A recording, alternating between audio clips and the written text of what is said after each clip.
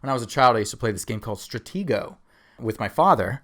Wow. He it would always end up with him flipping the board. That's usually how the game works. I think that was yeah. part of the rules of the game. When all things go bad, just flip the board right over. Blow it all up. It's a good move. I've found it works a lot. He used to wear a general's hat while we were playing. He would just strut around your house. He would strut around and hit me with a cane if I made the wrong move. A general's hat and a cane. Mm-hmm. Would he have the uniform as well? He'd have the full uniform. My mother would watch us from the kitchen, and she was approving of it. I suppose she didn't really say much. Most of my childhood was not really much coming out of her.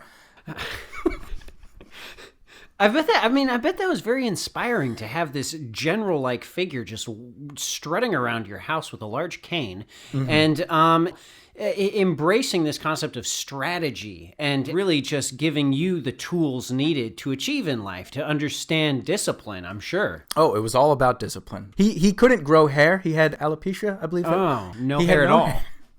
He had no hair at all, but Wow. he would wear a Robert E. Lee beard around the house. Wow. So, okay.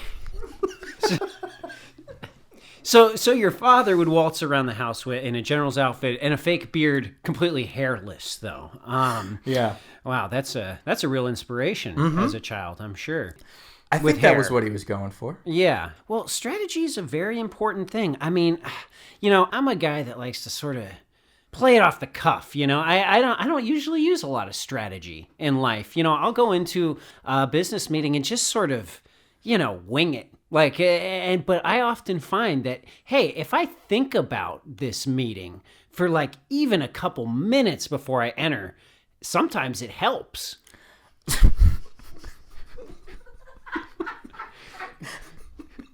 Sometimes. Is that right? I would never have thought. I mean, I'm kind of in the same boat. I don't like to think too much before. I don't like to brain at all. I don't like to use the brain that much. It's all about instinct. It's all about just saying things and then sort of picking up the pieces afterwards.